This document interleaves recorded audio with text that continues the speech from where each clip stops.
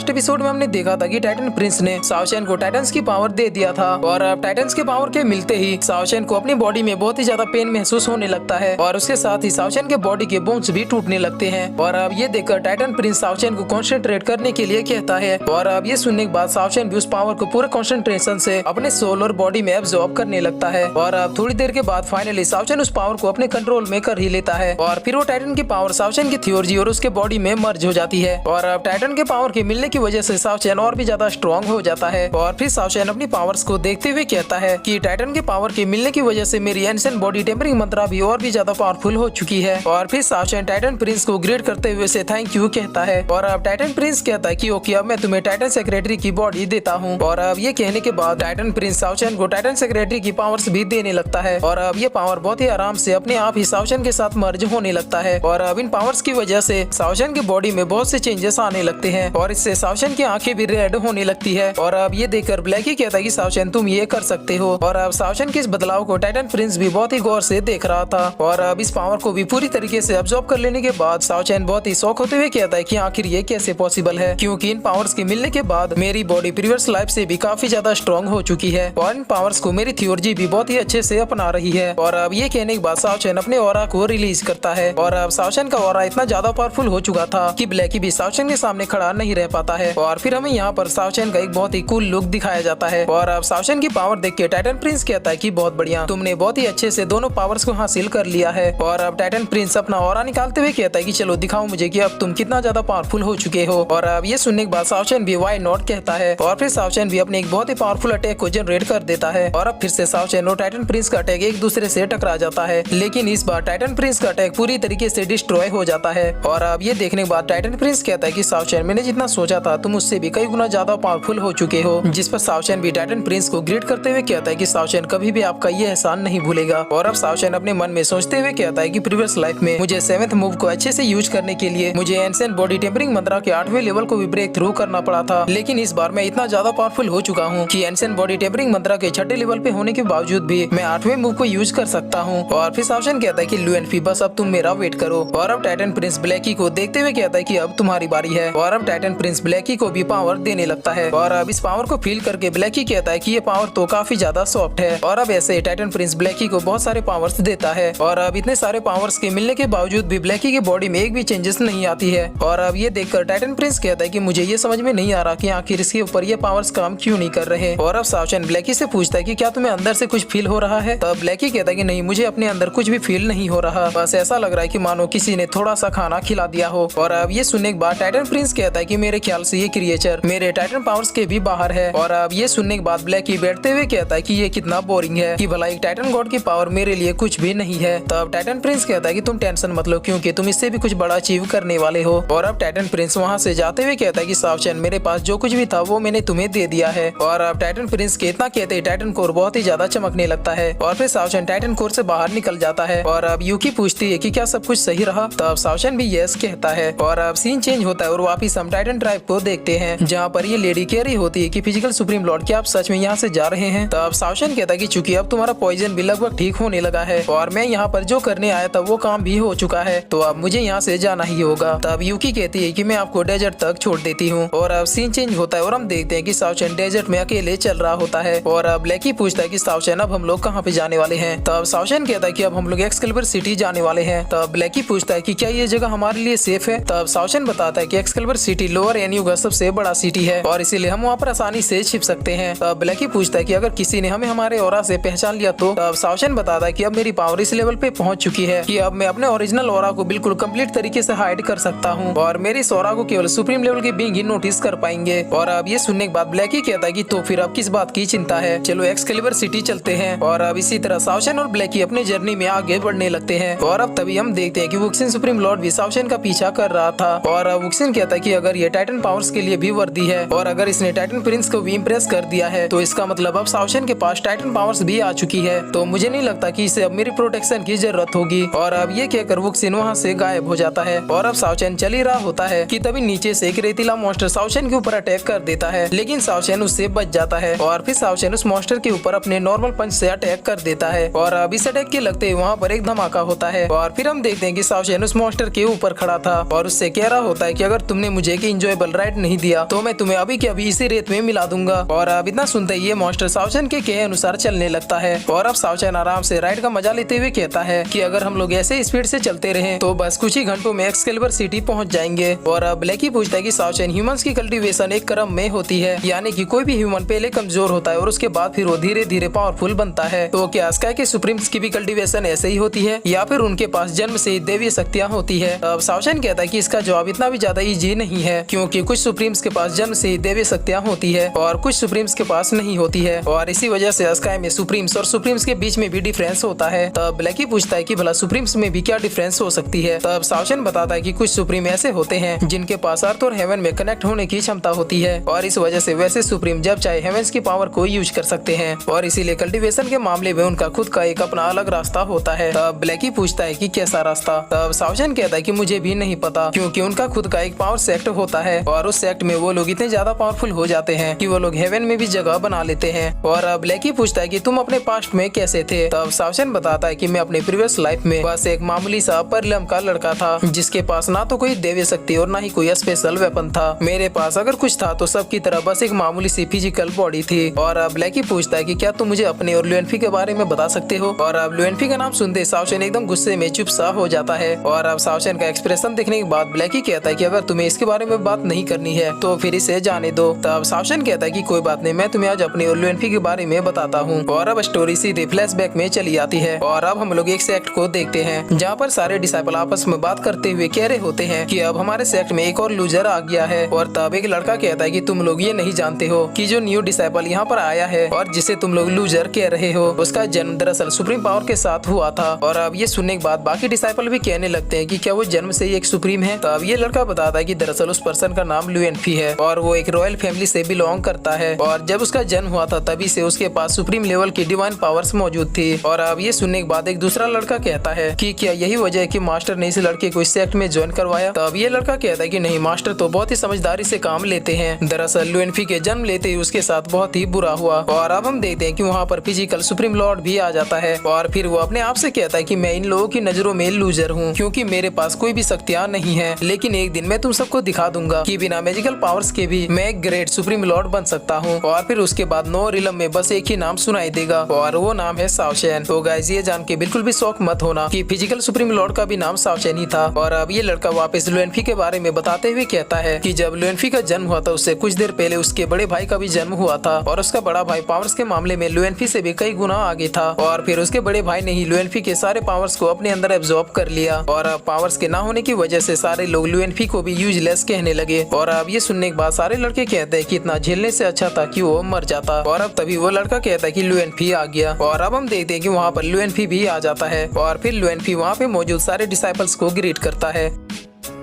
और फिर इसी के साथ ये एपिसोड यहीं पे खत्म होता है।